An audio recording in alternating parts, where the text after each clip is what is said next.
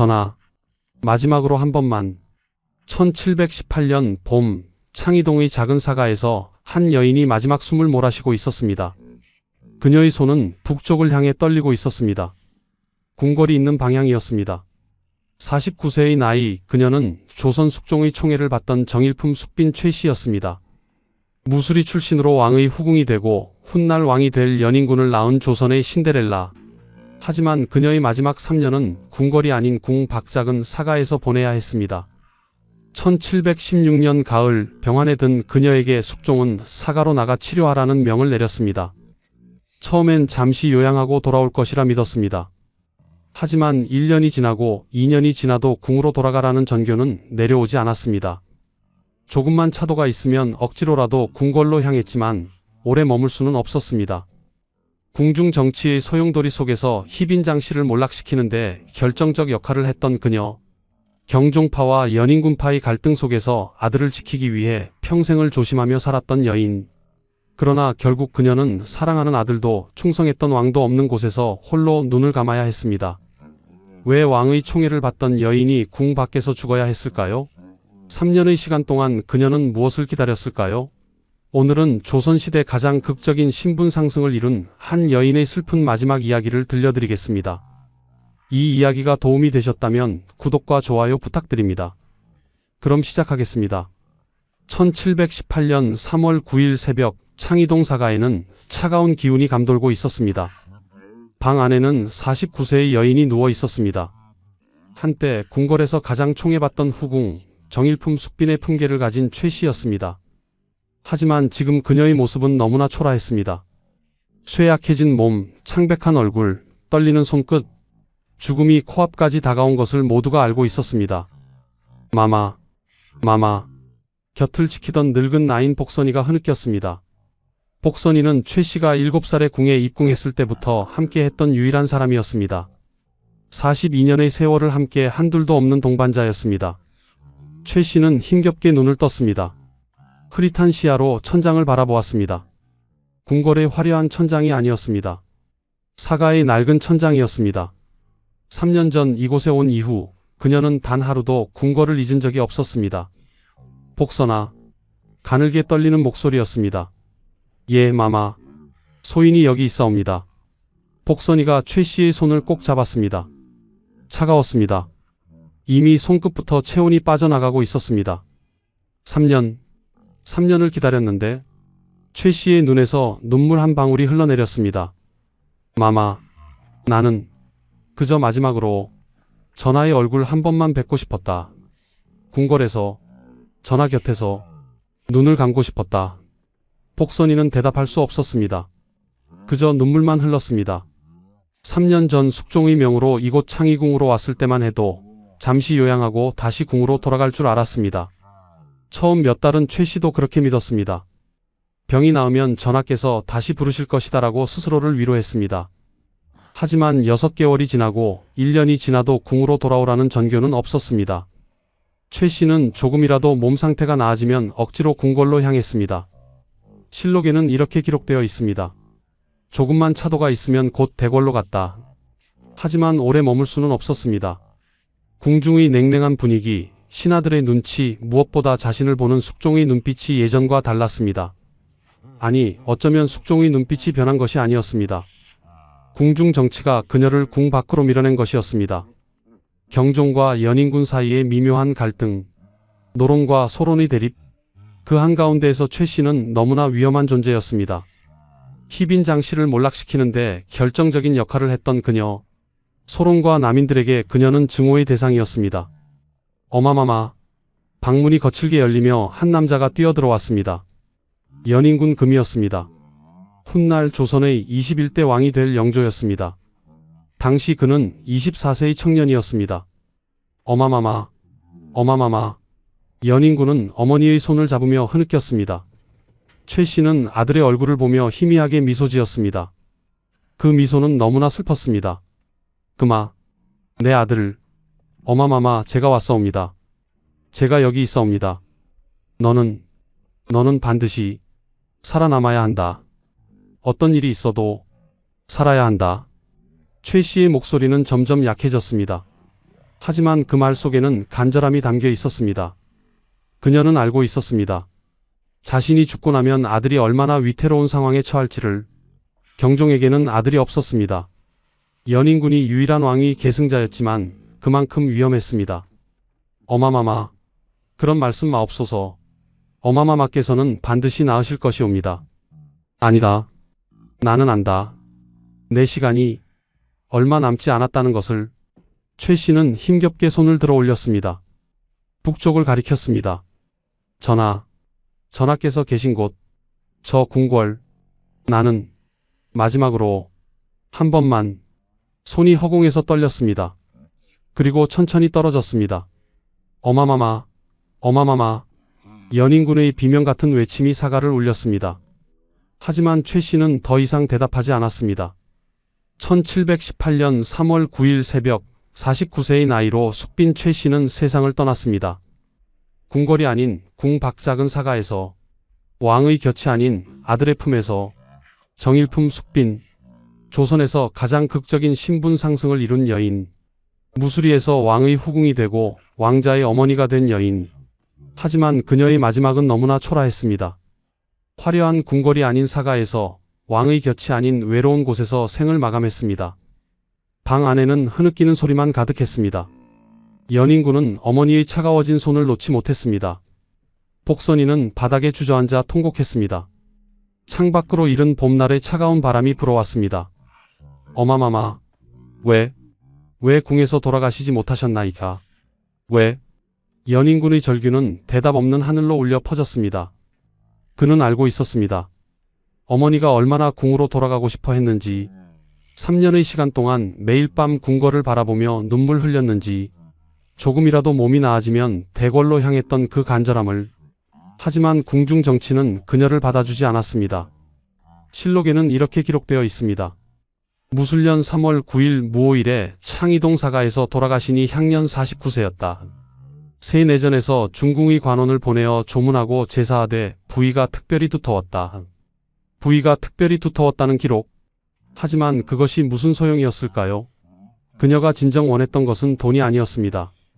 단지 왕의 곁에서, 궁궐에서 마지막을 맞이하는 것이었습니다. 3년을 기다렸지만 그 소원은 끝내 이루어지지 않았습니다. 누가 상상이나 했을까요? 조선 최고의 신분 상승을 이룬 여인이 이렇게 외롭게 생을 마감할 줄을.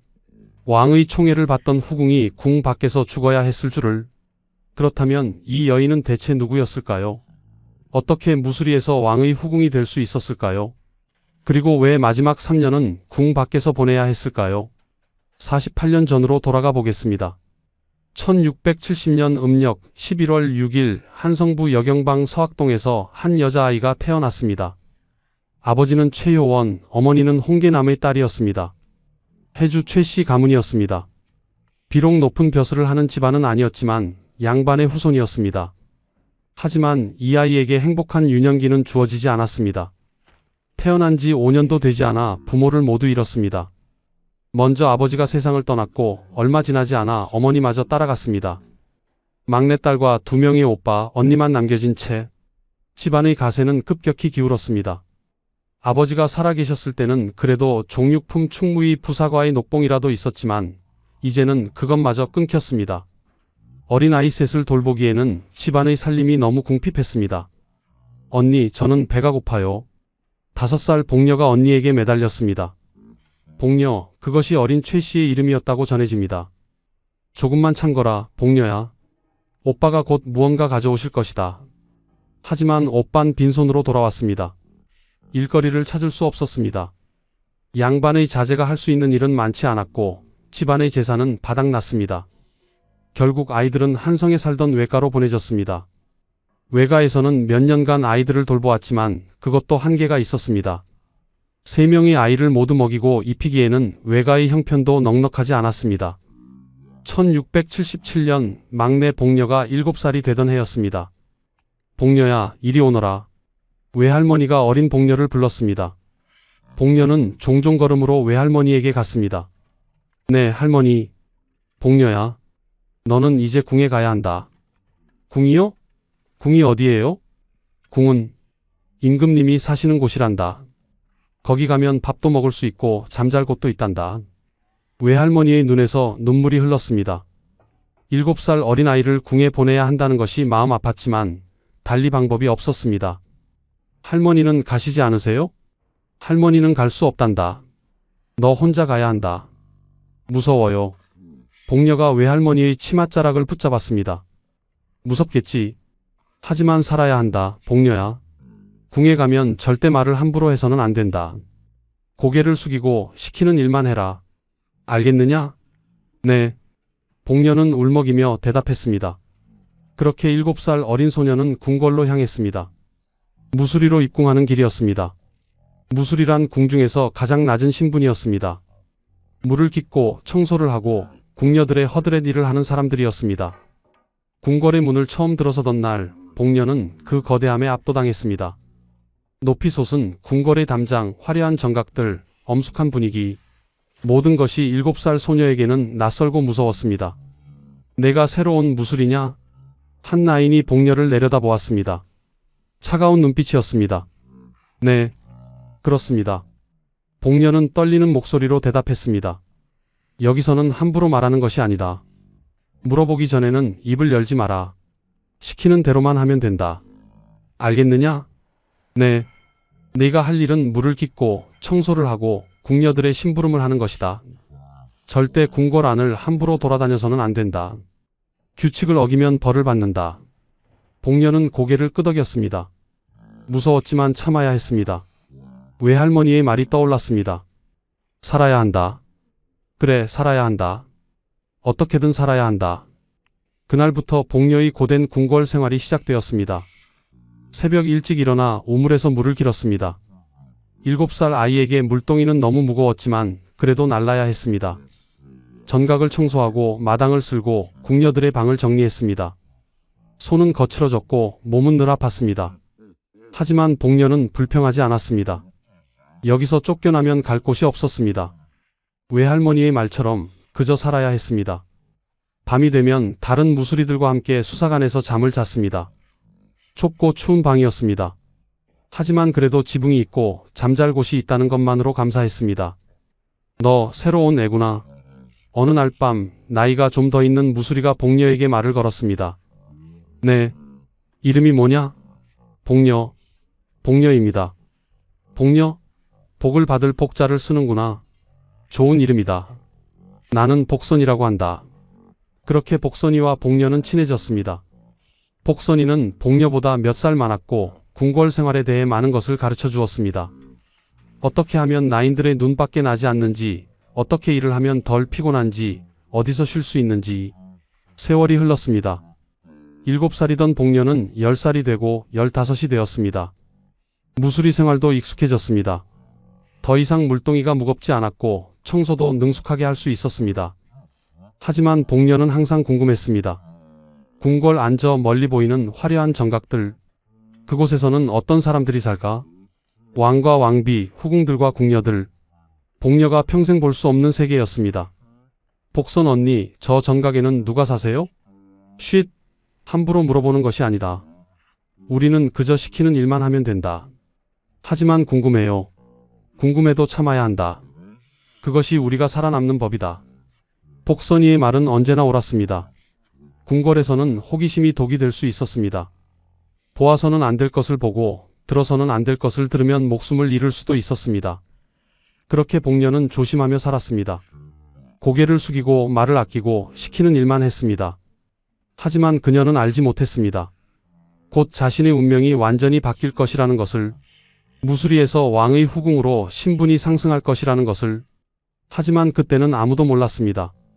이 조심스럽고 조용한 소녀가 훗날 조선 역사에 이름을 남길 것이라는 것을, 왕의 총애를 받고 왕자를 낳고 정일품 숙빈이 될 것이라는 것을, 그리고 그 화려한 영광 뒤에 얼마나 슬픈 마지막이 기다리고 있는지. 복녀는 오늘도 물을 깃고 청소를 하고 궁녀들의 시중을 들었습니다.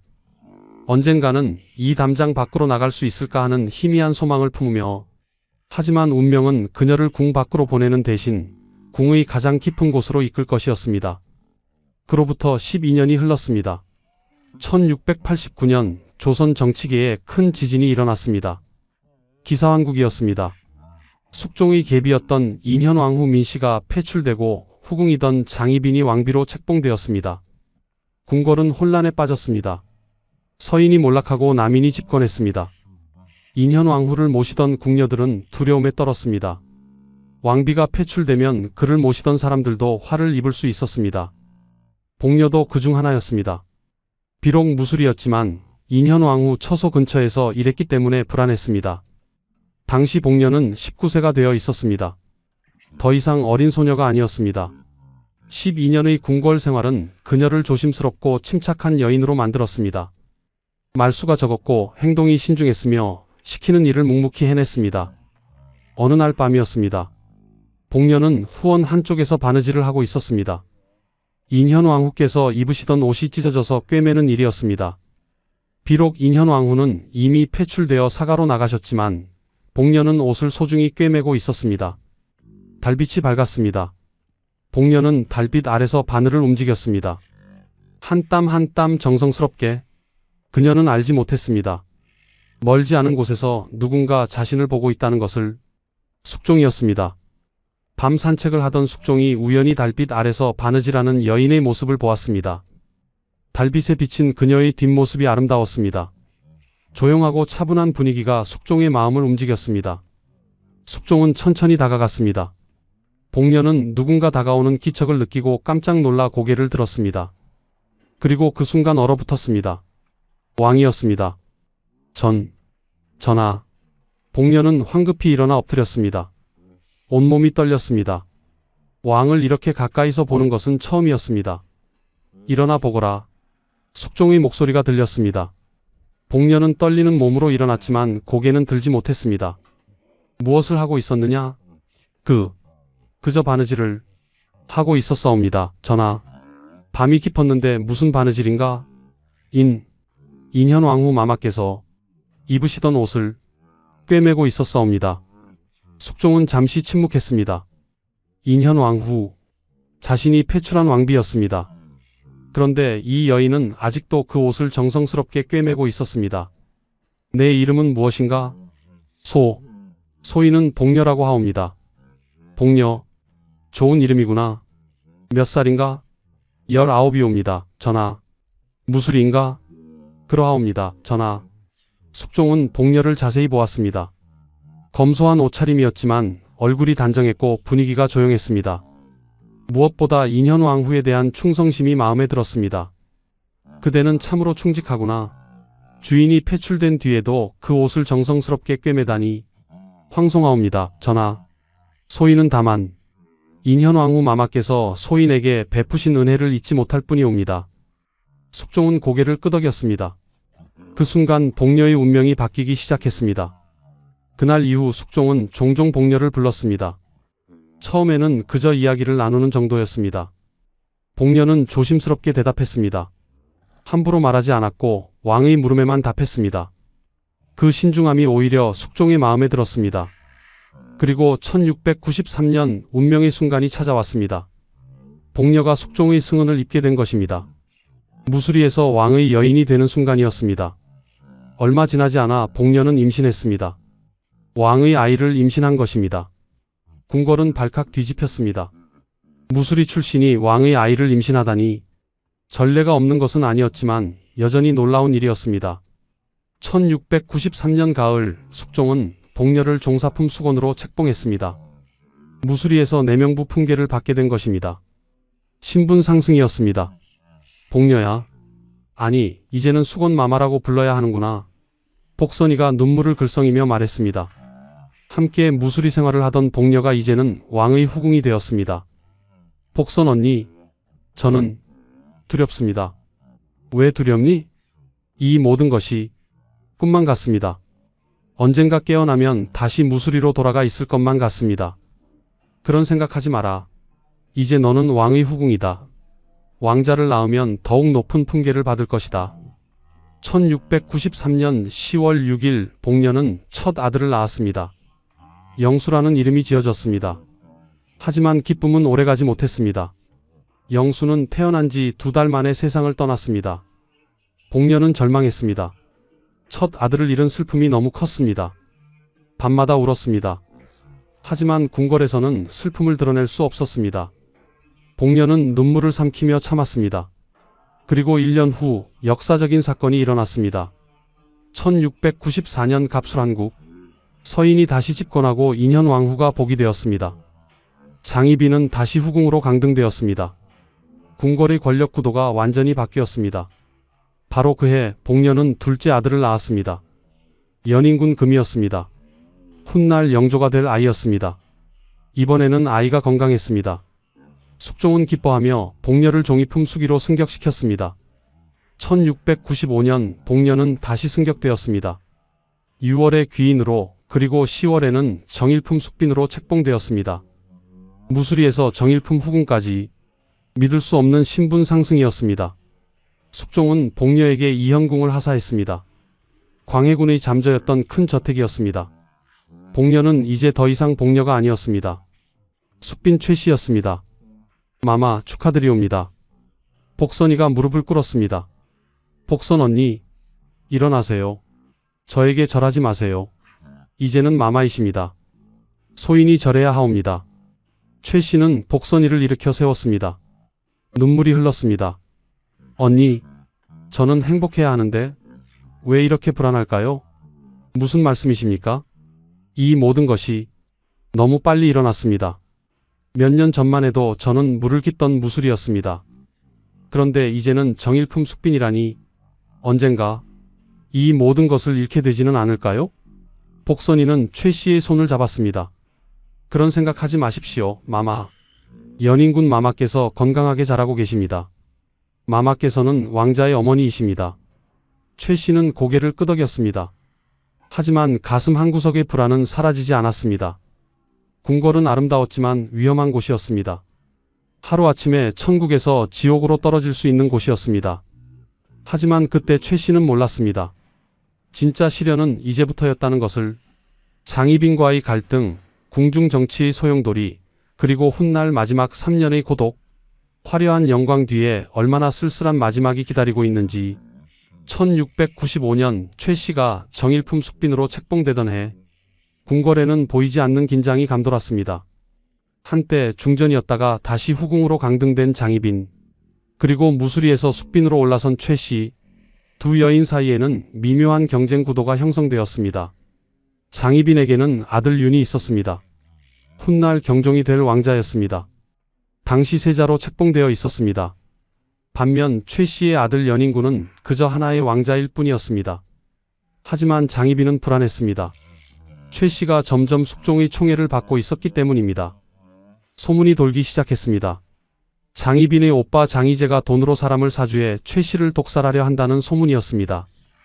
진실은 알 수 없었지만 최 씨는 두려웠습니다. 마마, 음식을 드시옵소서. 나인이 음식을 가져왔습니다. 하지만 최 씨는 쉽게 손을 대지 못했습니다. 복선아. 예, 마마. 이 음식 내가 먼저 맛을 보아라. 마마. 설마 만약을 위해서다. 부탁한다. 복선이는 최 씨의 눈빛을 보았습니다. 두려움과 불안이 가득했습니다. 복선이는 고개를 끄덕이고 음식을 맛보았습니다.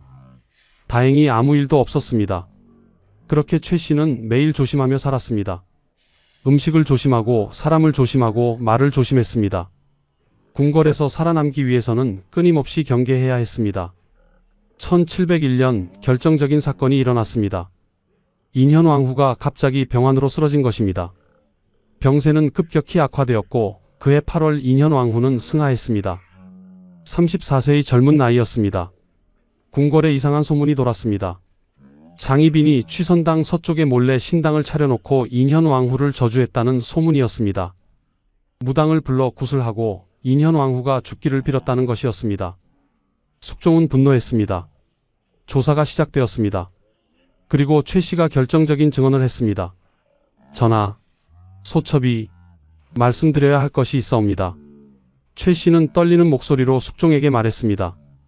무엇이냐? 소첩이 우연히 보았사옵니다. 취선당 서쪽에 신당이 있었사옵니다. 그곳에서 장희빈 마마께서. 최 씨는 말을 잇지 못했습니다.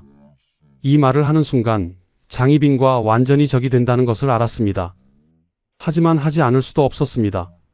인현왕후에 대한 충성, 그리고 무엇보다 자신과 아들의 안전을 위해서 계속 말하여라. 숙종의 목소리가 차가웠습니다. 장희빈 마마께서 무당과 함께 인현왕후 마마를 저주하는 굿을 하시는 것을 보았사옵니다. 숙종의 얼굴이 굳어졌습니다. 조사는 더욱 철저하게 진행되었습니다. 그리고 증거들이 발견되었습니다. 취선당 서쪽의 신당, 저주에 사용된 물건들, 증인들의 진술. 1701년 10월 장희빈은 사약을 받았습니다. 한때 조선의 중전이었던 여인이 죄인으로 죽었습니다. 궁궐은 충격에 휩싸였습니다. 최 씨는 자신의 처소에서 이 소식을 들었습니다. 가슴이 무거웠습니다. 장희빈을 고발한 것은 자신이었습니다. 그녀의 죽음에 자신도 책임이 있었습니다. 마마, 괜찮으시옵니까? 복선이가 걱정스럽게 물었습니다. 복선아, 내가 잘한 것일까? 마마께서는 옳은 일을 하신 것이옵니다. 인현왕후 마마를 저주한 것은 용납할 수 없는 일이었습니다. 하지만 한 사람이 죽었다. 그것도 내 증언 때문에. 최 씨의 눈에서 눈물이 흘렀습니다. 마마, 만약 마마께서 말씀하지 않으셨다면 마마와 연인군 마마께서 위험했을 것이옵니다. 살기 위해서는 어쩔 수 없었사옵니다. 최 씨는 고개를 끄덕였습니다. 살기 위해서, 아들을 지키기 위해서, 그것이 궁궐에서 살아가는 법이었습니다. 하지만 그날 이후 최 씨는 더욱 조심하게 되었습니다. 장희빈의 죽음으로 남인과 소로는 크게 분노했습니다. 그들은 최 씨를 장희빈을 죽음으로 몰아넣은 장본인으로 여겼습니다. 최 씨와 연인군에 대한 증오가 쌓여갔습니다. 최 씨는 이를 알고 있었습니다. 그래서 더욱 몸을 낮추었습니다. 절대 교만하지 않았고 왕비를 꿈꾸지 않았습니다. 사실 숙종은 후궁이 왕비가 되는 것을 법으로 금지했습니다. 장희빈 같은 일이 다시 일어나는 것을 막기 위해서였습니다. 나는 절대 왕비가 되고 싶지 않습니다. 그저 연인군이 무사히 자라기만을 바랄 뿐입니다. 최 씨는 스스로에게 다짐했습니다. 욕심을 부리는 순간 화를 입을 것이었습니다. 장희빈의 운명이 그것을 증명했습니다. 1704년 연인군이 결혼했습니다. 숙종은 수나방에 있던 큰 집을 사서 연인군의 재택으로 삼았습니다. 창의궁이었습니다. 연인군은 그곳에서 독립하여 살게 되었습니다. 1711년 숙종은 최 씨에게 하사했던 이현궁을 다시 환수했습니다. 그리고 최 씨에게 연인군의 창의궁에서 함께 살라고 했습니다. 조정에서는 왕자의 재택을 따로 지을 필요가 없다. 숙빈과 함께 이현궁에 살면 된다고 비난했었습니다. 숙종은 그 비난을 받아들인 것이었습니다. 최 씨는 이현궁을 떠나면서 한숨을 쉬었습니다. 화려했던 저택이었지만 미련은 없었습니다. 중요한 것은 살아남는 것이었습니다. 마마, 창의궁으로 옮기시게 되셨습니다. 그렇구나. 그것이 전하의 뜻이시니 따라야지. 이현궁을 떠나시는 것이 서운하지 않으십니까? 아니다. 집은 집일 뿐이다. 중요한 것은 연인군이 무사한 것이다. 최 씨는 아들만을 생각했습니다. 자신의 영화나 편안함은 중요하지 않았습니다. 아들이 살아남는 것, 그것만이 중요했습니다. 세월이 흘렀습니다. 1716년 최 씨는 46세가 되었습니다. 연인군은 22세의 청년이 되어 있었습니다. 경종은 세자로서 28세였습니다. 하지만 경종에게는 아들이 없었습니다. 언젠가 연인군이 왕위를 계승할 가능성이 있었습니다. 그것이 최 씨를 더욱 위험하게 만들었습니다. 소론과 남인은 연인군을 견제했습니다. 최 씨도 그들의 눈의 가시였습니다. 그리고 1716년 가을 운명의 순간이 찾아왔습니다. 최 씨가 병원에 들었습니다. 처음에는 가벼운 병인 줄 알았습니다. 하지만 시간이 지나도 나아지지 않았습니다. 전하, 소첩이 병원에 들었사옵니다. 그러하냐? 내일을 불러 치료하도록 하겠다. 며칠 후 숙종은 결정을 내렸습니다. 숙비는 사가로 나가 치료하도록 하라. 그 말을 들은 순간 최 씨의 가슴이 철렁 내려앉았습니다. 사가로 나가라니 궁을 떠나라는 말이었습니다. 하지만 왕의 명령이었습니다. 거역할 수 없었습니다. 황송하옵니다. 전하. 소첩은 전하의 명을 따르겠사옵니다. 최 씨는 고개를 숙였습니다. 그날부터 그녀의 마지막 3년이 시작되었습니다. 3년의 기다림, 3년의 고독, 3년의 그리움, 그리고 끝내 이루어지지 않은 소망. 1716년 가을, 단풍이 붉게 물들던 날, 최 씨는 창의궁으로 짐을 옮겼습니다. 아들 연인군의 집이었습니다. 숙종의 명에 따라 사가에서 치료를 받기 위해서였습니다. 어마마마, 이곳에 계시면서 편히 쉬십시오. 연인군이 어머니를 모셨습니다. 고맙구나, 그마. 몸조리 잘하시고 곧 나으실 것입니다. 최 씨는 고개를 끄덕였습니다. 처음에는 그렇게 믿었습니다. 잠시 쉬었다가 병이 나으면 다시 궁으로 돌아갈 수 있을 것이라고, 숙종께서 다시 부르실 것이라고. 하지만 한 달이 지나고 두 달이 지나도 궁으로 돌아오라는 전교는 없었습니다. 최 씨는 불안해지기 시작했습니다. 복선아, 전하께서 나를 잊으신 것은 아닐까? 그럴 리 없습니다, 마마. 전하께서는 마마를 배려하시어 충분히 쉬시라고 하신 것입니다. 그럴까? 정말 그럴까? 최 씨는 창밖을 바라보았습니다. 멀리 궁궐의 지붕이 보였습니다. 너무 가까웠지만 너무 멀었습니다. 날씨가 추워졌습니다. 겨울이 왔습니다. 최 씨의 병은 나아지지 않았습니다. 아니, 오히려 조금씩 악화되는 것 같았습니다. 기침이 심해졌고 몸에 기운이 없었습니다. 내의가 와서 진맥을 했습니다. 마마, 약을 지어드리겠습니다. 잘 드시면 차도가 있으실 것입니다. 하지만 약을 먹어도 병은 쉽게 낫지 않았습니다. 최 씨는 점점 지쳐갔습니다. 몸도 마음도. 마마, 오늘은 날씨가 좋습니다. 잠시 밖에 나가 햇볕을 쬐시는 것이 어떠하십니까? 아니다. 오늘은 그냥 누워있고 싶구나. 최 씨는 침상에서 일어나지 못했습니다. 일어날 힘도 일어날 의욕도 없었습니다. 궁금한 것은 오직 하나였습니다. 언제 궁으로 돌아갈 수 있을까?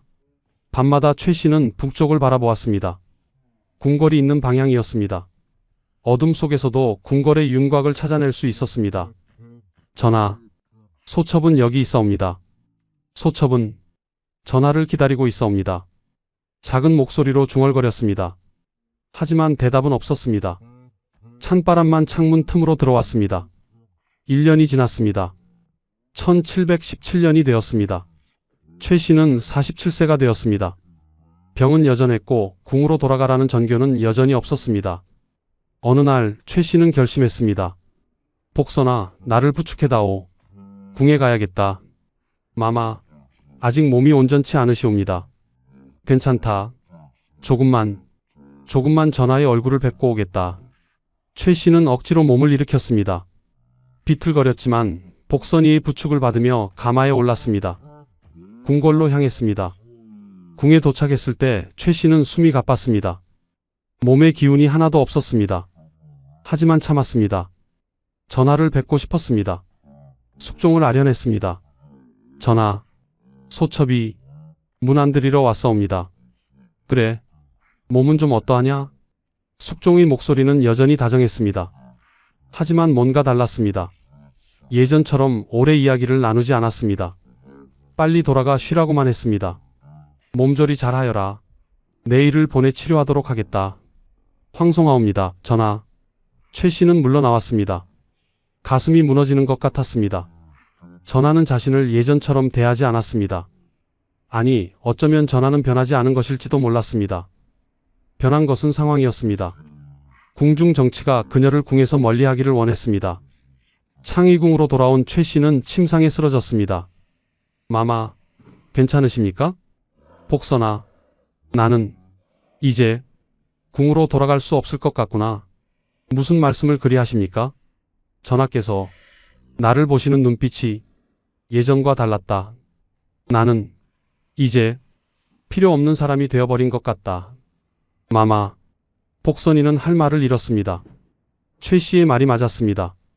궁중 정치가 복잡해지면서 최 씨의 존재는 부담이 되었습니다. 경종과 연인군 사이의 갈등, 노론과 소론의 대립, 그 한가운데 있는 최 씨는 양쪽 모두에게 민감한 인물이었습니다. 실록에는 이렇게 기록되어 있습니다. 오래도록 임금과 왕비의 안후를 거르게 됨에 항상 미안한 마음을 가졌고 조금만 차도가 있으면 곧 대궐로 갔다. 최 씨는 정말로 미안했습니다. 왕께 문안을 드리지 못하는 것이, 왕비께 문안을 드리지 못하는 것이 늘 마음에 걸렸습니다. 그래서 조금이라도 몸이 나아지면 대궐로 향했습니다. 하지만 오래 머물 수는 없었습니다. 어마마마, 너무 무리하지 마십시오. 연인군이 어머니를 걱정했습니다.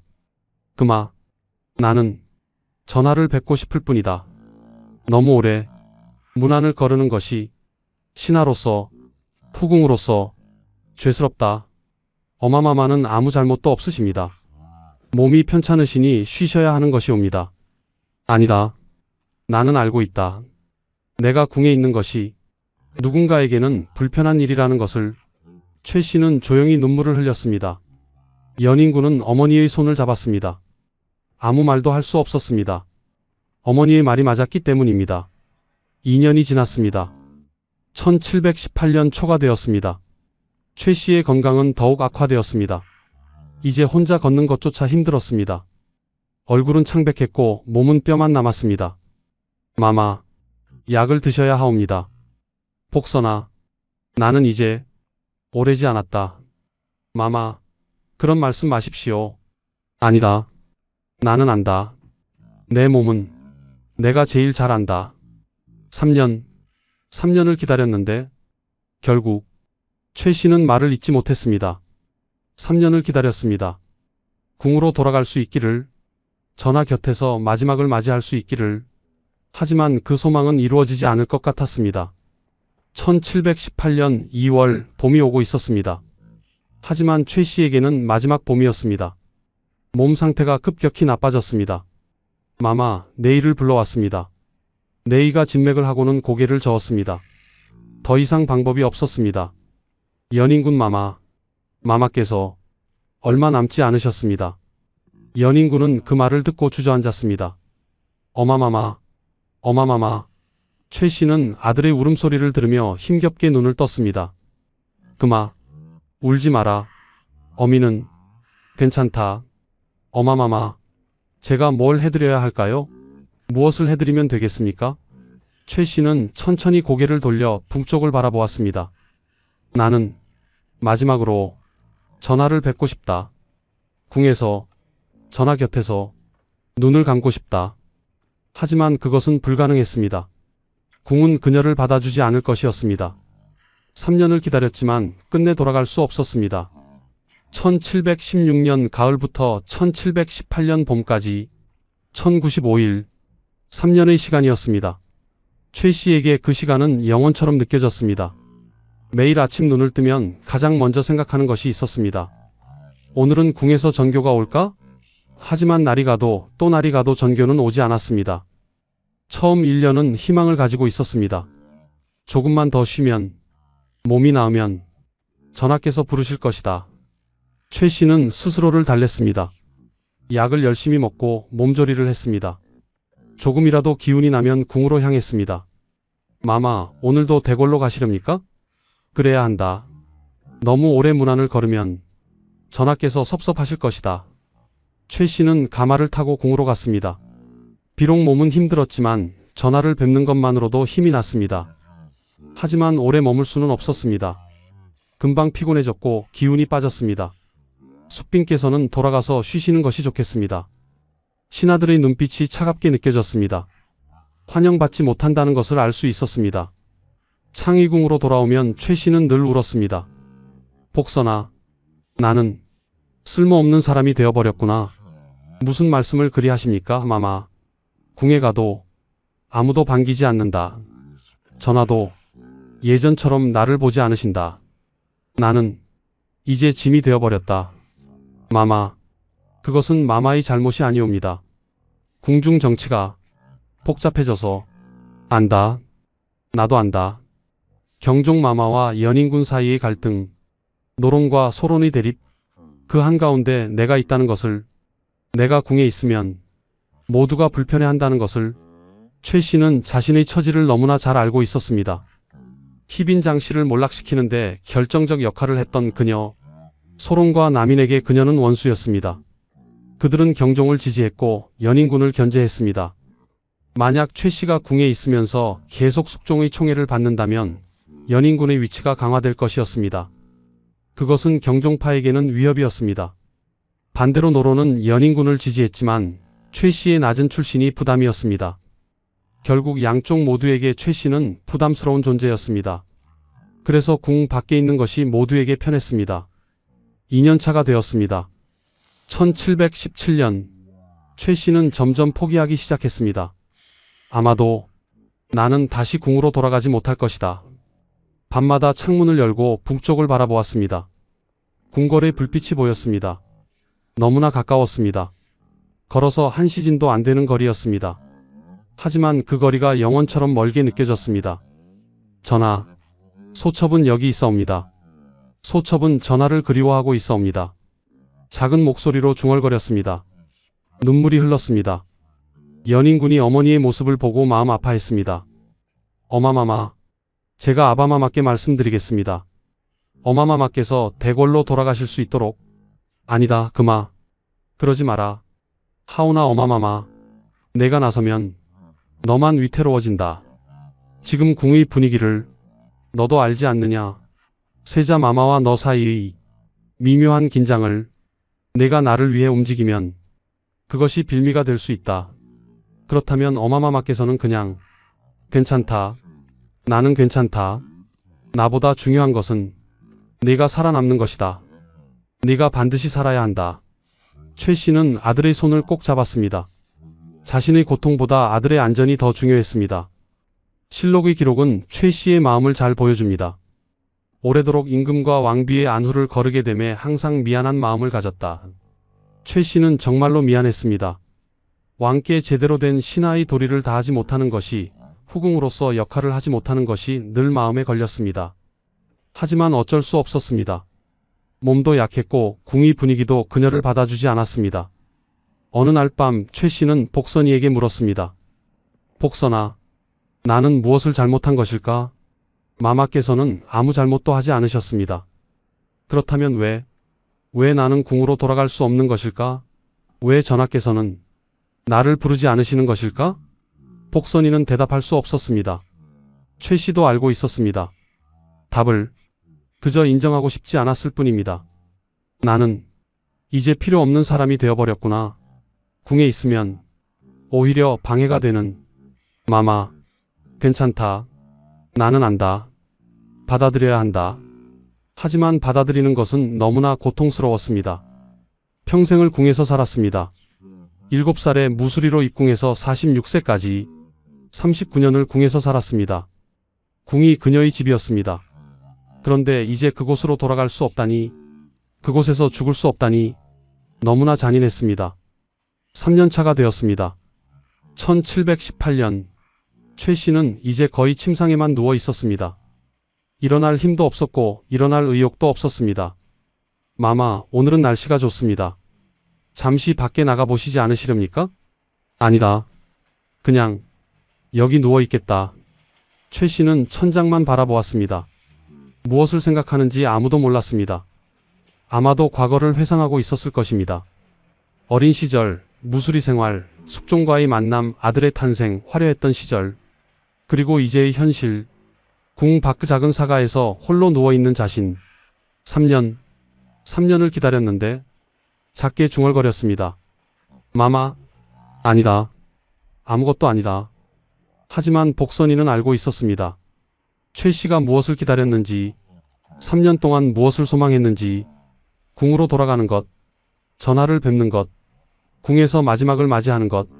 하지만 그 소망은 끝내 이루어지지 않을 것이었습니다. 이제 우리는 알게 되었습니다.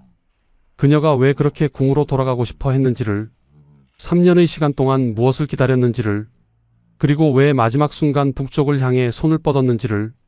1718년 3월 8일 최 씨의 상태가 급격히 나빠졌습니다. 의식이 흐려지기 시작했습니다. 마마. 복선이가 최 씨를 흔들었지만 반응이 없었습니다. 급히 네이가 불려왔습니다. 어서 연인군 마마께 전하십시오. 숙빈 마마께서 위독하시다고. 연인군에게 급보가 전해졌습니다. 연인군은 급히 어머니의 처소로 달려갔습니다. 어마마마. 최 씨는 힘겹게 눈을 떴습니다. 흐릿한 시야로 아들의 얼굴을 보았습니다. 그마, 왔구나. 예, 어마마마. 제가 왔습니다. 제가 여기 있습니다. 연인군은 어머니의 손을 잡았습니다. 너무나 차가웠습니다. 금아, 너는 반드시 살아야 한다. 어떤 일이 있어도 살아남아야 한다. 어마마마, 그런 말씀 마옵소서. 어마마마께서는 반드시 나으실 것입니다. 아니다. 나는 안다. 내 시간이 얼마 남지 않았다는 것을. 그러니 잘 들어라. 최 씨는 힘을 내어 말했습니다. 경종마마는 아들이 없으시다. 언젠가 너에게 왕위가 올 수도 있다. 하지만 그때까지 조심해야 한다. 소론과 남이는 너를 경계한다. 절대 방심하지 마라. 예, 어마마마. 그리고 노론도 완전히 믿어서는 안 된다. 그들은 너를 지지하지만 나의 낮은 출신을 부담스러워한다. 내가 왕이 되어도 그들은 너를 무시할 수 있다. 어마마마, 제가 어마마마를 지키겠습니다. 어마마마의 명예를 지키겠습니다. 최 씨는 희미하게 미소 지었습니다. 고맙다. 금아, 내가 있어. 어미는 행복했다. 시간이 흘렀습니다. 밤이 깊어갔습니다. 최 씨의 숨소리가 점점 약해졌습니다. 3월 9일 새벽이 되었습니다. 동쪽 하늘이 희미하게 밝아오고 있었습니다. 최 씨가 마지막 힘을 내어 말했습니다. 금아, 창문을 열어다오. 예, 어마마마. 연인군이 창문을 열었습니다. 차가운 새벽 공기가 들어왔습니다. 그리고 멀리 궁궐의 지붕이 보였습니다. 최 씨는 궁궐을 바라보았습니다. 눈에서 눈물이 흘렀습니다. 전하, 소첩은 끝까지 전하를 그리워했사옵니다. 소첩은 전하의 곁으로 돌아가고 싶었사옵니다. 최 씨는 힘겹게 손을 들어 올렸습니다. 북쪽을 향해, 궁궐을 향해 손이 떨렸습니다. 전하, 마지막으로 한 번만 뵙고 싶었사옵니다. 손이 허공에서 멈췄습니다. 그리고 천천히 떨어지기 시작했습니다. 어마마마, 어마마마. 연인군의 비명 같은 외침이 사가를 울렸습니다. 하지만 최 씨는 더 이상 대답하지 않았습니다. 1718년 3월 9일 새벽 무오일, 숙빈 최 씨는 49세의 나이로 세상을 떠났습니다. 창의동 사가에서, 궁궐이 아닌 곳에서, 왕의 곁이 아닌 곳에서. 어마마마, 왜 궁에서 돌아가시지 못하셨습니까? 왜? 연인군은 어머니의 차가워진 손을 놓지 못했습니다. 평생 조심하며 살았던 어머니, 희빈 장씨를 몰락시키는 데 결정적 역할을 했지만 그 후로는 늘 몸을 낮추고 살았던 어머니, 왕비를 꿈꾸지 않았고 아들만을 생각했던 어머니, 그런 어머니가 마지막 소원은 단 하나였습니다. 궁으로 돌아가는 것, 전하를 뵙는 것, 궁에서 마지막을 맞이하는 것. 하지만 그 소원은 끝내 이루어지지 않았습니다. 복선이는 바닥에 주저앉아 통곡했습니다. 마마, 소인이 무엇을 더 해드려야 했사옵니까? 마마. 42년을 함께 한동반자였습니다. 7살에 입궁했을 때부터 함께 했습니다. 무수리로 고생할 때도, 후궁이 되어 영화를 누릴 때도, 그리고 마지막 3년의 고독한 시간에도 함께 했습니다. 소식이 궁으로 전해졌습니다. 숙종은 슬퍼했습니다. 새 내전에서 관원을 보내 조문했습니다. 제사를 지내고 부의를 보냈습니다. 실록에는 부의가 특별히 두터웠다고 기록되어 있습니다. 하지만 그것이 무슨 소용이었을까요? 최 씨가 원했던 것은 돈이 아니었습니다. 마지막으로 전하를 뵙는 것이었습니다. 궁에서 눈을 감는 것이었습니다. 하지만 그것은 허락되지 않았습니다. 연인군은 어머니를 위해 상복을 입고 싶었습니다. 머리를 풀어 헤치고 제대로 된 상을 치르고 싶었습니다. 하지만 할 수 없었습니다. 서자의 신분으로 어머니 상에는 제약이 많았습니다. 피발머리를 풀어 헤침과 최복 부모의 상복을 입을 수 없었고 거상 기간도 단축해야 했습니다. 내가 제대로 어마마마를 모시지 못했구나. 어마마마, 용서하소서. 연인군은 무릎을 꿇고 울었습니다. 장지를 구해야 했습니다. 하지만 그것도 쉽지 않았습니다. 눈치를 봐야 했습니다. 후궁의 무덤을 어디에 쓸 것인가? 너무 좋은 곳에 쓰면 비난받을 것이고 너무 초라한 곳에 쓰면 어머니께 죄송할 것이었습니다. 결국 양주 고령동 옹장리가 정해졌습니다. 1718년 5월 경신일 최 씨는 그곳에 예장되었습니다. 연인군은 어머니의 무덤 앞에 섰습니다. 어마마마, 소자가 여기 모셨습니다. 편히 쉬소서. 언젠가 소자가 반드시 연인군은 다짐했습니다. 언젠가 자신이 왕이 되면 어머니를 제대로 모시겠다고, 어머니의 명예를 회복시키겠다고. 하지만 그때는 아무도 몰랐습니다. 정말로 연인군이 왕이 될 줄은, 그리고 그가 어머니를 위해 무엇을 할 줄은. 최 씨는 떠났습니다. 3년을 기다렸지만 끝내 궁으로 돌아가지 못한 채. 하지만 그녀의 이야기는 여기서 끝나지 않았습니다. 최 씨가 세상을 떠난 지 2년 후인 1720년 숙종이 승하했습니다. 경종이 왕위에 올랐습니다. 연인군은 왕세제로 책봉되었습니다. 왕위 계승 서열 1위가 된 것입니다. 하지만 연인군의 위치는 위태로웠습니다. 소론과 남이는 연인군을 견제했습니다. 연인군이 왕위를 노린다는 의심을 했습니다. 노론과 소론의 갈등은 극에 달했습니다. 세제 저하 조심하셔야 하옵니다. 신하들이 경고했습니다. 나는 안다. 어마마마께서 늘 당부하셨다. 조심하라고, 살아남으라고. 연인군은 어머니의 말을 기억했습니다. 조심하며 살았습니다. 경종을 극진히 모셨고 야심을 드러내지 않았습니다. 1724년 경종이 승하했습니다. 재위 4년 만이었습니다. 경종은 아들이 없었습니다. 왕위는 연인군에게 돌아갔습니다. 1724년 8월 30일 연인군은 경희궁 숭정전에서 즉위했습니다. 조선의 21대 왕 영조였습니다. 51세의 나이였습니다. 즉위한 첫날 영조가 제일 먼저 한 일은 어머니를 기리는 것이었습니다. 어마마마, 소자가 왕이 되었습니다. 이제 어마마마를 제대로 모시겠습니다. 영조는 어머니의 무덤으로 향했습니다. 양주 고령동 옹장리, 6년 전 어머니를 묻었던 곳이었습니다. 무덤 앞에 무릎을 꿇었습니다.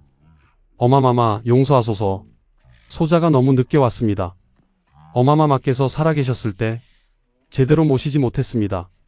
어마마마께서 궁으로 돌아가고 싶어 하셨을 때 소자는 아무것도 해드리지 못했습니다. 영조는 눈물을 흘렸습니다. 하지만 이제는 다릅니다. 소자가 왕이 되었습니다. 이제 어마마마를 국모의 반열에 올리겠습니다. 1725년 영조 즉위 1년, 영조는 어머니를 위한 사당을 지었습니다. 숙빈묘였습니다. 어머니의 신의를 모시고 제사를 지냈습니다. 하지만 신하들의 반대가 심했습니다. 전하, 후궁을 위해 사당을 짓는 것은 예법에 어긋나옵니다. 후궁은 후궁일 뿐이옵니다. 국모와 같이 대우할 수는 없습니다. 영조는 분노했지만 참았습니다. 시간이 필요했습니다. 세월이 흘렀습니다. 영조는 꾸준히 어머니의 지위를 높이려 노력했습니다. 하지만 매번 신하들의 반대에 부딪혔습니다.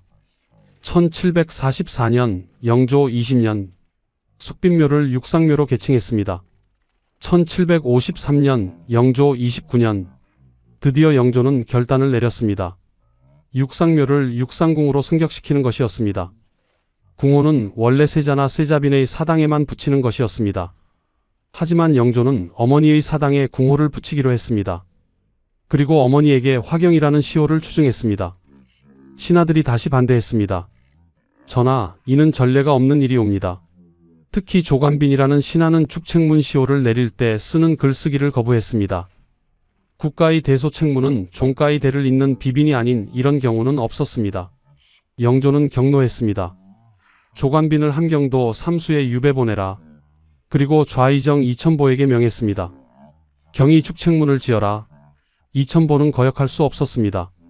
축책문을 지었습니다. 같은 해 7월 영조는 어머니의 무덤을 원으로 승격시켰습니다. 소룡원이었습니다.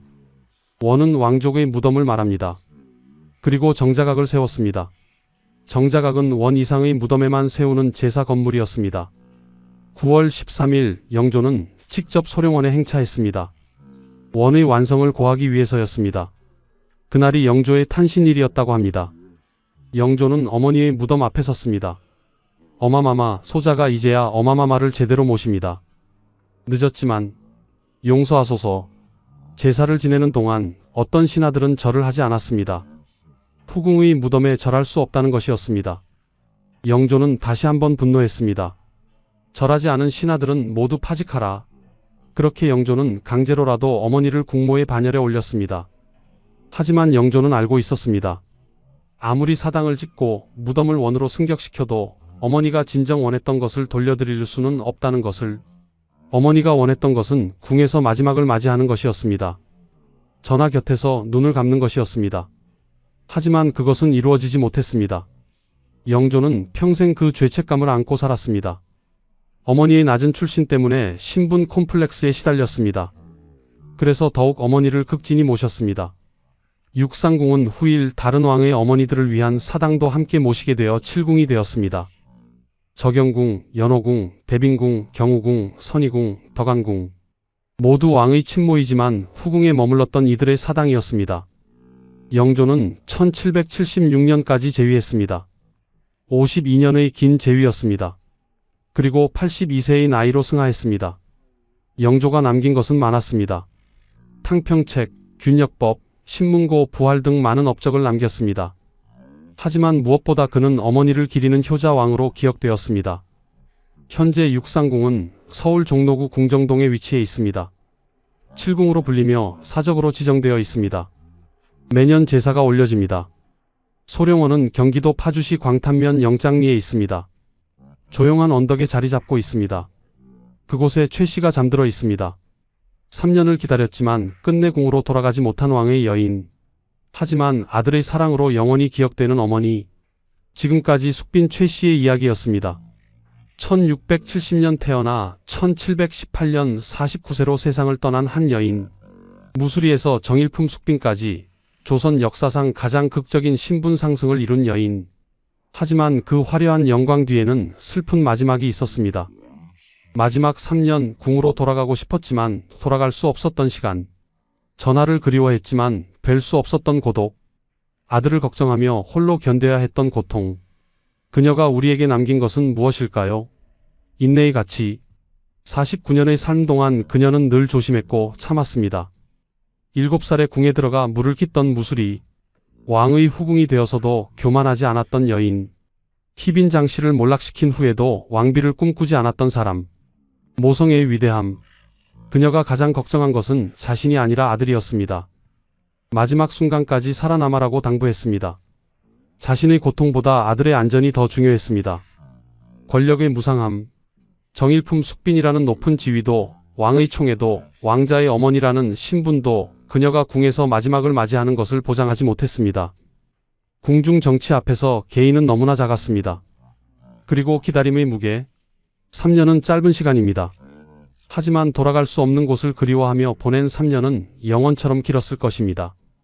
어쩌면 우리 모두는 살아가면서 돌아가고 싶지만 돌아갈 수 없는 곳을 품고 살아가는 것은 아닐까요? 만나고 싶지만 만날 수 없는 사람을 그리워하며 살아가는 것은 아닐까요? 최 씨는 그 그리움을 안고 떠났습니다. 하지만 아들의 사랑으로 영원히 기억되고 있습니다. 육상궁에서, 소령원에서, 그리고 우리의 마음속에서. 오늘 이야기가 여러분에게 작은 깨달음이 되었기를 바랍니다. 구독과 좋아요로 영상을 응원해주세요. 다음에 또 좋은 이야기로 찾아뵙겠습니다. 감사합니다. 전하, 너무 뜨거워요. 제발 문을 열어주세요. 1614년 겨울 강화도의 작은 초가집에서 8살 어린 왕자의 비명이 울려 퍼졌습니다. 방 안은 연기로 가득 찼고 아궁이에서 피어오르는 열기가 점점 더 뜨거워지고 있었습니다. 문을 두드리는 작은 손, 살려달라고 외치는 목소리, 그리고 그 문 밖에서 차갑게 서 있는 강화부사 정왕의 모습이 있었습니다. 이 방 안에 갇힌 아이는 다름 아닌 영창대군이었습니다. 불과 8년 전 선조 임금의 적자로 태어나 온 궁궐의 축복을 받았던 왕자였습니다. 왕위를 이을 수도 있었던 조선의 적통이었습니다. 그런데 지금 이 어린 왕자는 강화도의 허름한 초가집에서 연기에 질식되어 가고 있었습니다. 어머마마, 무서워요. 점점 약해지는 목소리가 들렸습니다. 기침 소리가 거칠어졌습니다. 작은 몸이 바닥에 쓰러지는 소리가 났습니다. 그리고 얼마 후 모든 것이 고요해졌습니다. 문 밖의 정왕은 고개를 끄덕였습니다. 관노들이 조심스럽게 문을 열었습니다. 방 구석에는 8세의 어린 왕자가 웅크린 채 죽어 있었습니다.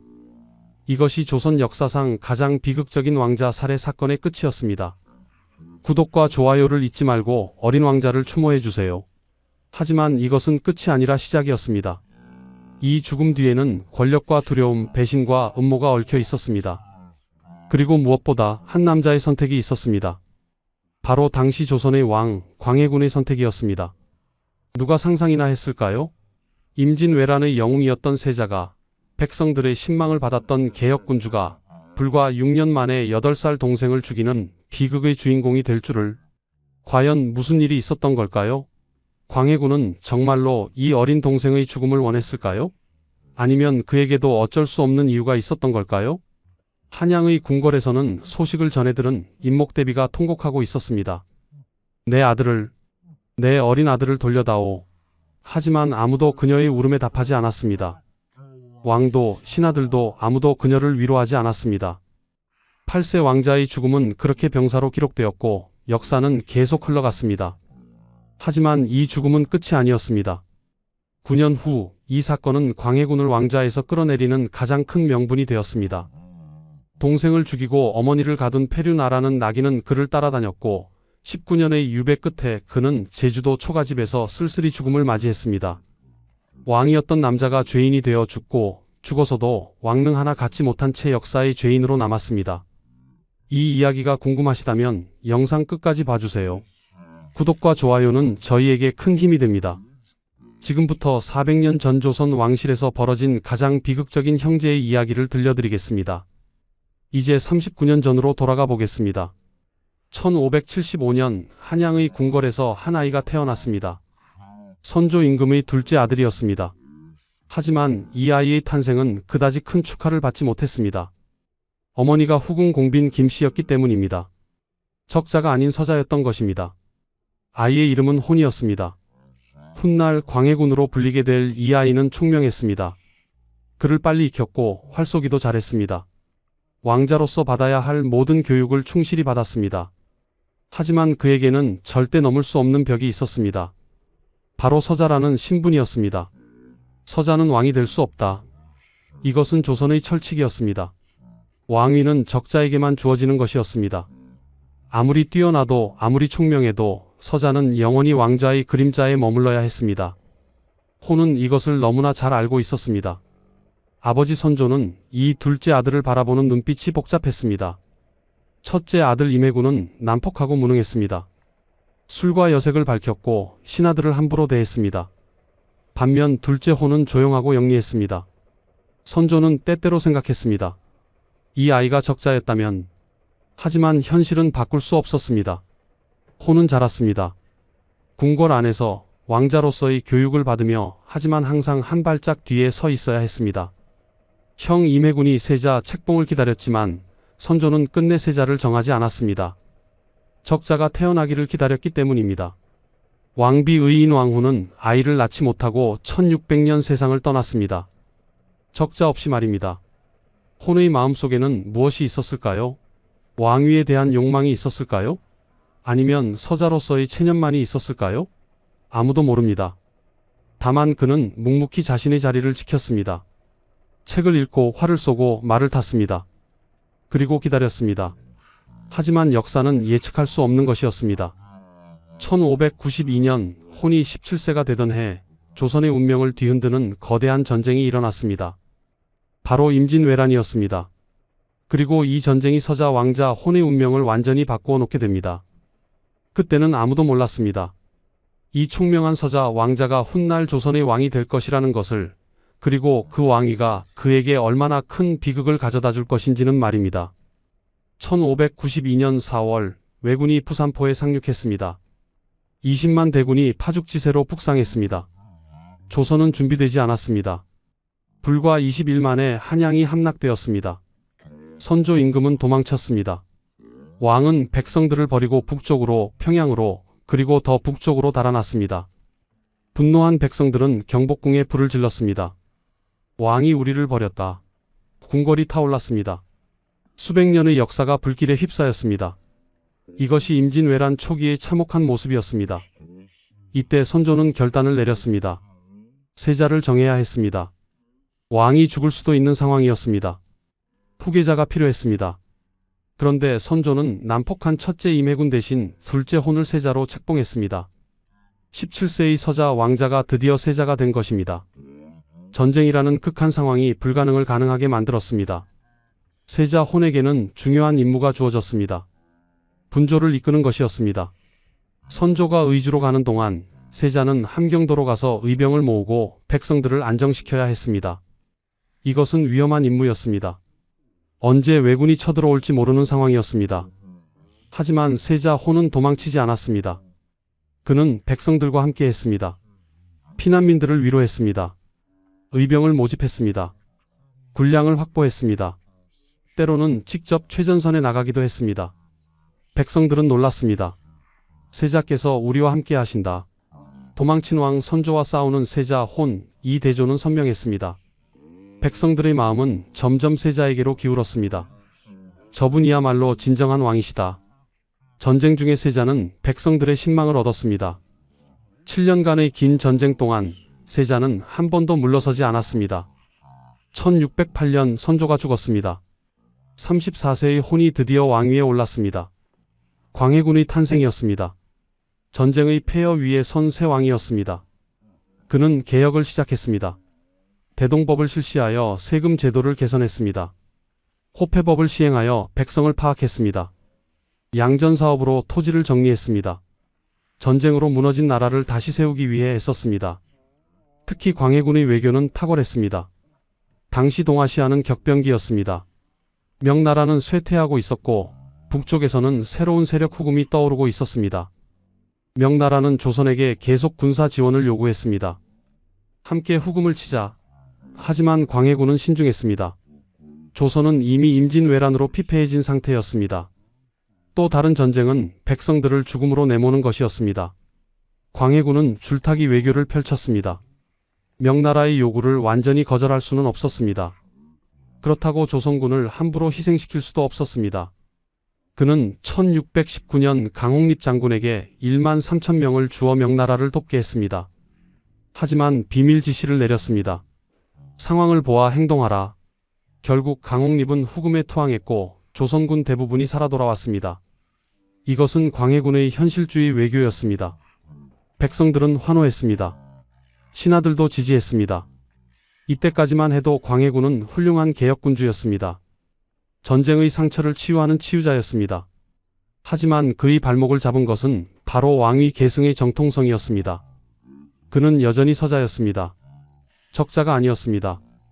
그리고 이것이 그를 점점 더 깊은 불안 속으로 몰아넣게 됩니다. 이제 다시 1606년으로 돌아가야 합니다. 광해군이 왕위에 오르기 2년 전의 일입니다.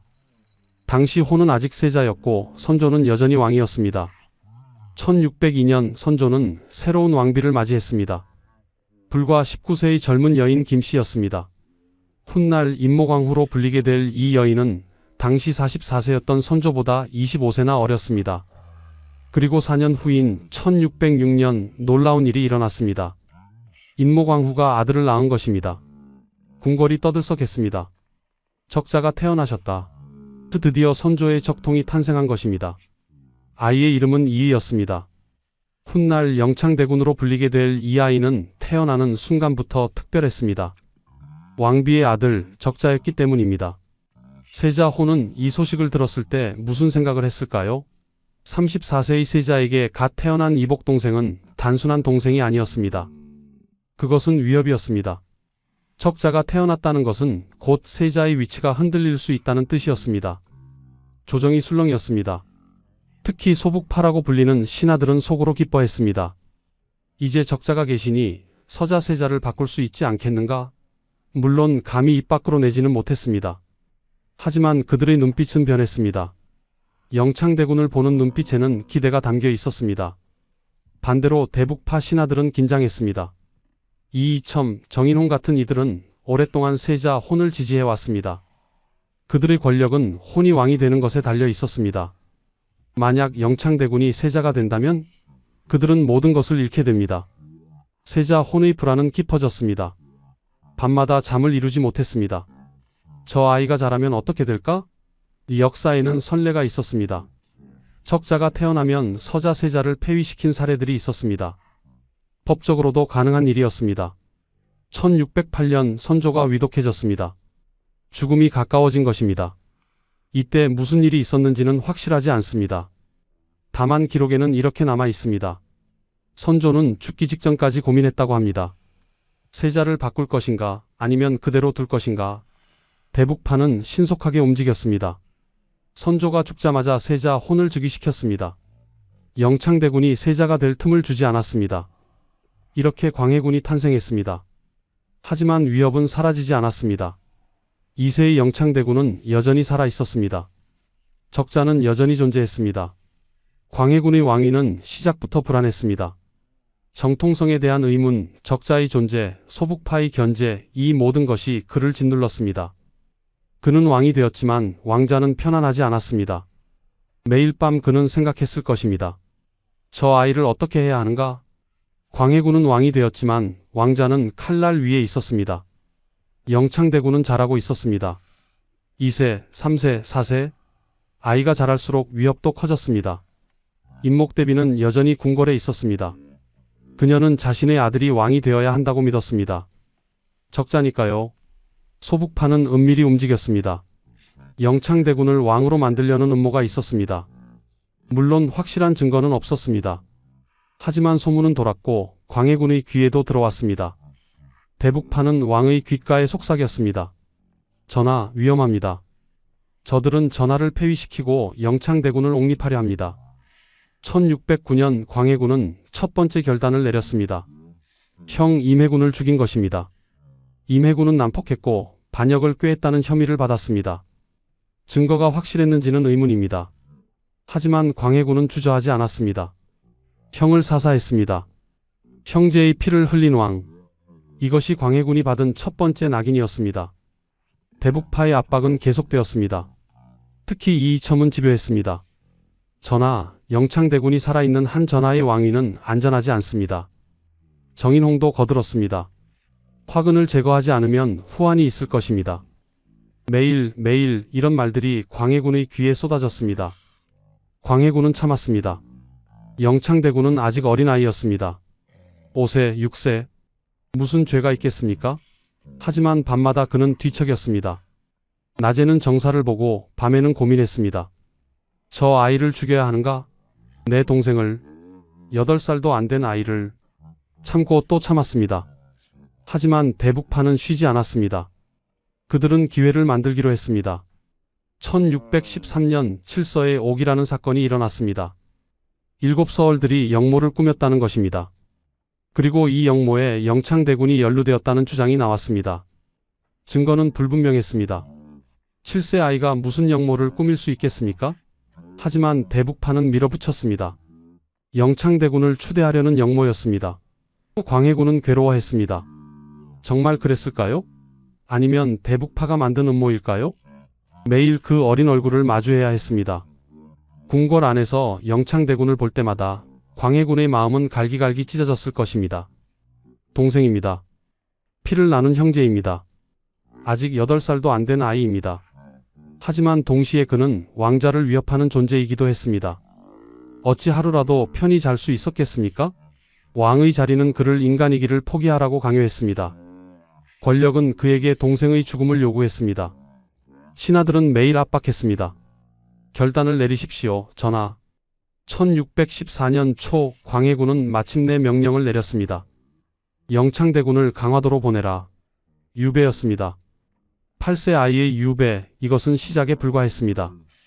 강화도로 가는 길은 죽음으로 가는 길이었습니다. 광해군은 정말 몰랐을까요? 아니면 알면서도 모른 척했을까요? 1614년 초 영창대군에게 유배 명령이 떨어졌습니다. 죄목은 영모 연루 혐의였습니다. 8세 아이에게 내려진 유배 명령이었습니다. 임목대비는 절규했습니다. 제발 아이만은 살려주십시오. 아이는 아무것도 모릅니다. 그녀는 광해군 앞에 무릎을 꿇었습니다. 대비의 자존심도 왕실의 체면도 아무것도 중요하지 않았습니다. 오직 아들을 살리고 싶었습니다. 하지만 광해군은 고개를 돌렸습니다. 대북파 신하들이 그 사이를 가로막았습니다. 대비마마, 이것은 국사입니다. 영모는 용서할 수 없습니다. 영창대군은 끌려갔습니다. 어린 왕자는 무슨 일이 일어나는지 제대로 이해하지 못했습니다. 어머마마, 제가 어디로 가는 건가요? 무서워요. 작은 손이 어머니를 향해 뻗어졌습니다. 하지만 관노들이 그를 끌고 갔습니다. 임목대비는 쓰러졌습니다. 내 아들을, 내 아들을. 그녀의 통곡이 궁궐에 울려 퍼졌습니다. 하지만 아무도 그녀를 도와주지 않았습니다. 왕도 신하들도 아무도 그녀의 편이 아니었습니다. 영창대군을 태운 배가 한강을 따라 내려갔습니다. 강화도로 가는 길이었습니다. 아이는 배 위에서 떨고 있었습니다. 추웠습니다. 겨울이 다가오고 있었습니다. 그리고 무엇보다 무서웠습니다. 강화도에 도착했습니다. 영창대군은 허름한 초가집에 갇혔습니다. 화려한 궁궐에서 자랐던 아이에게 이곳은 지옥이었습니다. 차갑고 어둡고 좁았습니다. 강화부사 정항이 그를 감시했습니다. 정항의 눈빛은 차가웠습니다. 날마다 식사는 줄어들었습니다. 처음에는 하루 3끼를 주었습니다. 그러다 2끼가 되었습니다. 그리고 1끼가 되었습니다. 영창대군은 배고팠습니다. 배가 고파요. 하지만 아무도 그의 말을 듣지 않았습니다. 한양에서는 은밀한 회의가 열렸습니다. 대북파의 핵심 인물들이 모였습니다. 이이첨이 말했습니다. 영창대군이 살아있는 한 우리의 미래는 없습니다. 정인홍이 고개를 끄덕였습니다. 살려두면 언젠가 화근이 됩니다. 그들은 결정을 내렸습니다. 영창대군은 죽어야 한다고. 하지만 명시적인 사형 명령은 낼 수 없었습니다. 8세 아이를 죽이는 것은 천하가 용납하지 않을 것입니다. 그래서 그들은 교묘한 방법을 택했습니다. 정항에게 밀명이 전달되었습니다. 영창대군을 병으로 죽게 하라. 흔적을 남기지 말라. 정항은 명령을 받았습니다. 그는 충성스러운 신하였습니다. 왕명이라면, 아니 대북파의 명령이라면 무엇이든 따를 준비가 되어 있었습니다. 강화도의 초가집에서 영창대군은 날마다 불안했습니다. 언제 어머마마가 오실까? 하지만 임목대비는 올 수 없었습니다. 그녀도 사실상 유폐된 상태였습니다. 아이는 혼자였습니다. 8세의 어린 왕자가 세상에서 가장 외로운 곳에 홀로 있었습니다. 겨울이 다가왔습니다. 날씨가 추워졌습니다. 초가집은 더욱 춥고 어두워졌습니다. 그리고 어느 날 밤 정항은 명령을 내렸습니다. 오늘 밤 일을 끝내라. 1614년 겨울 유난히 추운 밤이었습니다. 강화도의 초가집은 어둠에 잠겨 있었습니다. 영창대군은 추위에 떨며 잠들어 있었습니다. 담요 하나가 전부였습니다. 8세 아이는 움츠린 채 작게 숨을 쉬고 있었습니다. 정항이 관노들을 불렀습니다. 오늘 밤 일을 끝낸다. 알겠느냐? 관노들은 고개를 숙였습니다. 그들도 알고 있었습니다. 무슨 일이 일어날지. 하지만 감히 거역할 수 없었습니다. 명령은 명령이었습니다. 한밤중 관노들이 영창대군이 갇힌 방으로 다가갔습니다. 발소리를 최대한 죽였습니다. 아이를 깨우지 않기 위해서였습니다. 그들은 조심스럽게 문 밖에 섰습니다. 불을 지펴라. 명령이 떨어졌습니다. 관노들은 아궁이에 장작을 가득 쌓았습니다. 평소보다 훨씬 많은 양이었습니다. 그리고 불을 붙였습니다. 불길이 활활 타올랐습니다. 아궁이는 순식간에 뜨거워졌습니다. 방 안으로 열기가 퍼지기 시작했습니다. 관노들은 문을 밖에서 단단히 걸어 잠갔습니다. 열쇠로 잠그고 나무로 덧대었습니다. 절대로 안에서 열 수 없게 만들었습니다. 그리고 그들은 물러섰습니다. 시간이 흘렀습니다. 방 안의 온도가 올라갔습니다. 연기가 피어오르기 시작했습니다. 아궁이에서 나온 연기가 좁은 방을 가득 채웠습니다. 영창대군이 잠에서 깼습니다. 으흠, 으흠. 기침 소리가 들렸습니다. 아이는 눈을 떴습니다. 방 안이 연기로 가득했습니다. 숨을 쉴 수가 없었습니다. 뜨거웠습니다. 너무 뜨거웠습니다. 뜨거워요. 너무 뜨거워요. 영창대군이 소리쳤습니다. 작은 몸으로 문으로 달려갔습니다. 문을 두드렸습니다. 발로 찼습니다. 온 힘을 다해 문을 열려고 했습니다. 하지만 문은 열리지 않았습니다. 살려주세요. 제발 문을 열어주세요. 어린 목소리가 밤을 가르며 울려 퍼졌습니다. 하지만 문 밖의 사람들은 움직이지 않았습니다. 정항은 차갑게 서 있었습니다. 관노들은 고개를 숙였습니다. 아무도 그 문을 열지 않았습니다. 어머마마, 어머마마, 저 여기 있어요. 무서워요. 영창대군은 울면서 소리쳤습니다. 눈물이 뺨을 타고 흘렀습니다. 연기가 목을 짓눌렀습니다. 숨을 쉴 때마다 연기가 폐로 들어왔습니다. 기침이 멈추지 않았습니다. 방은 점점 더 뜨거워졌습니다. 아궁이의 불은 계속 타올랐습니다. 장작이 너무 많아서 불은 쉽게 꺼지지 않았습니다. 열기와 연기가 작은 방을 지옥으로 만들었습니다. 영창대군은 바닥에 엎드렸습니다. 조금이라도 숨을 쉬기 위해서였습니다. 하지만 소용없었습니다. 연기는 방 전체를 가득 채웠습니다. 작은 몸이 경련했습니다. 기침이 거칠어졌습니다. 마마, 뜨거워요. 살려주세요. 목소리가 점점 약해졌습니다. 더 이상 문을 두드릴 힘도 없었습니다. 8세의 작은 몸은 너무나 약했습니다. 연기와 열기를 견딜 수 없었습니다. 어머마마. 마지막으로 어머니를 불렀습니다. 그리고 영창대군은 방 구석으로 기어갔습니다. 담요를 끌어안았습니다. 작은 몸이 웅크렸습니다. 숨소리가 거칠어졌습니다. 그리고 멈췄습니다. 고요했습니다. 더 이상 울음소리도 기침소리도 들리지 않았습니다. 정황이 고개를 끄덕였습니다. 관노들이 문을 열었습니다. 연기가 밖으로 쏟아져 나왔습니다. 방 안에는 영창대군이 구석에 웅크린 채 죽어 있었습니다. 8세의 어린 왕자가 이렇게 죽었습니다. 질식사였습니다. 아니, 살해당한 것입니다. 정황은 급히 시신을 처리하도록 명령했습니다. 흔적을 남기지 말라고 했습니다. 한양으로 보고가 올라갔습니다. 영창대군께서 병으로 승하하셨습니다. 병사라고 기록되었습니다. 광해군에게 소식이 전해졌습니다. 기록에는 왕의 반응이 남아있지 않습니다. 그가 무슨 말을 했는지, 무슨 표정을 지었는지 아무도 모릅니다. 하지만 임목대비는 알았습니다. 그녀는 통곡했습니다. 내 어린 아들을 죽였구나. 궁궐이 그녀의 울음으로 가득 찼습니다. 하지만 아무도 그녀를 위로하지 않았습니다. 4년 후인 1618년 임목대비도 서궁에 유폐되었습니다. 광해군은 어머니까지 가두었습니다. 어머니까지 가둔 패륜아. 이것이 광해군이 받은 낙인이었습니다. 형제를 죽이고 어머니를 가둔 왕. 역사는 그를 그렇게 기록했습니다. 1623년 3월 13일 밤 궁궐을 에워싼 군사들이 있었습니다. 인조반정이었습니다. 서인들이 무장을 일으킨 것입니다. 광해군을 폐위하라. 그들의 함성이 밤하늘을 갈랐습니다. 광해군은 급히 궁을 빠져나갔습니다. 왕의 옷을 벗고 허겁지겁 도망쳤습니다. 15년간 지켜온 왕자를 하루아침에 잃었습니다. 그를 따르는 신하들도 없었습니다. 대북판은 무너졌습니다. 이이첨과 정인홍은 잡혀 죽었습니다. 광해군을 위해 영창대군을 죽였던 그들도 비참한 최후를 맞았습니다. 인조가 새 왕이 되었습니다. 폐위 교서가 발표되었습니다. 광해군의 죄목이 나열되었습니다. 동생 영창대군을 죽이고 어머니 임목대비를 유폐한 패륜. 이것이 가장 큰 죄목이었습니다. 조선 역사상 가장 큰 패륜을 저지른 자. 광해군은 강화도로 유배되었습니다. 아이러니했습니다. 그가 동생을 죽인 바로 그곳으로 보내진 것입니다.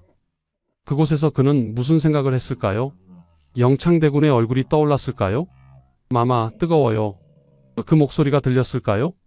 유배는 계속되었습니다. 강화도에서 교동도로 그리고 제주도로 옮겨졌습니다.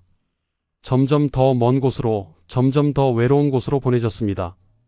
19년이라는 긴 세월이었습니다. 왕이었던 남자가 죄인으로 살아야 했습니다. 그에게는 아무것도 없었습니다. 화려한 궁궐도, 충성스러운 신하들도, 사랑하는 가족도 없었습니다. 왕비도 만날 수 없었습니다. 아들도 만날 수 없었습니다. 완전히 단절된 삶이었습니다. 밤마다 그는 회한에 잠겼을 것입니다. 영창대군을 죽이지 말았어야 했는가? 하지만 그럼 내가 죽었을 것이다. 왕이 되려면 인간이길 포기해야 했던 것인가? 권력을 지키려면 동생을 희생시켜야 했던 것인가? 참고 또 참았던 그 시간들이 떠올랐을 것입니다. 대북파의 압박을 받으며 괴로워했던 나날들, 매일 영창대군의 얼굴을 마주해야 했던 고통, 그리고 결국 내린 결정. 그 모든 것이 헛되었습니다. 왕자를 지키려 동생을 죽였지만 결국 왕자도 잃었습니다. 1641년 광해군은 67세의 나이로 제주도 초가집에서 죽었습니다. 아무도 곁에 없었습니다. 가족도 신하도 없이 홀로 죽었습니다. 왕이었던 남자의 비참한 최후였습니다. 그는 왕릉에 묻히지 못했습니다. 왕으로 인정받지 못했기 때문입니다. 그냥 땅에 묻혔습니다. 광해군묘라는 이름뿐이었습니다. 죽어서도 왕의 대우를 받지 못했습니다. 230년이 지난 후 영조 임금이 광해군을 부분적으로 복권시켰습니다. 그에게도 공이 있었다고 인정했습니다. 하지만 능은 복원되지 않았습니다. 여전히 역사의 죄인으로 남았습니다. 400년이 지난 지금 우리는 광해군을 다시 평가합니다. 중립 외교의 선구자, 현실주의 외교의 대가, 개혁을 시도한 군주.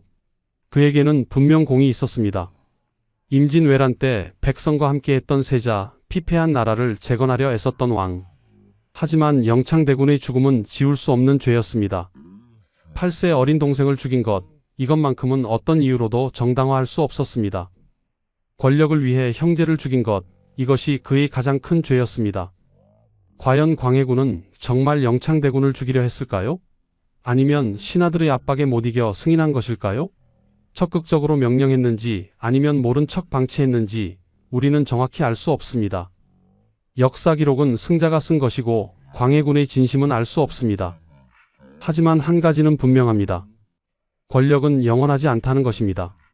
왕자를 지키려 동생을 희생시켰지만 결국 왕자도 잃었습니다. 15년의 왕자를 위해 19년의 유배를 받았습니다. 모든 선택에는 대가가 따릅니다. 역사는 승자가 씁니다. 인조 반정 세력이 광해군을 패륜하로 기록했습니다. 하지만 시간은 진실을 드러냅니다. 400년이 지나 우리는 광해군을 다시 봅니다. 완전한 악인도 완전한 선인도 아닌 권력과 두려움 사이에서 고뇌한 한 인간으로 말입니다. 영창대군은 8세에 죽었습니다. 그에게는 아무 죄가 없었습니다. 단지 적자로 태어났다는 것뿐이었습니다. 그것이 그의 죄이자 불행이었습니다. 권력 투쟁의 희생양이 된 어린 왕자, 그의 죽음은 조선 역사에서 가장 비극적인 사건 중 하나로 남았습니다. 지금까지 광해군과 영창대군의 비극적 이야기였습니다. 권력과 형제의 사이에서 고뇌한 한 남자, 그리고 그 권력에 희생된 8세 어린 왕자의 이야기였습니다. 만약 영창대군이 살았다면 역사는 어떻게 바뀌었을까요? 만약 광해군이 다른 선택을 했다면 그는 명군으로 기억되었을까요? 우리는 알 수 없습니다. 다만 이 비극이 우리에게 남긴 교훈만은 분명합니다. 권력을 위해 인간성을 버리면 결국 모든 것을 잃게 된다는 것을 말입니다. 이 영상이 여러분께 작은 깨달음이 되었길 바랍니다. 구독과 좋아요는 저희에게 큰 힘이 됩니다. 다음에 또 뵙겠습니다. 감사합니다.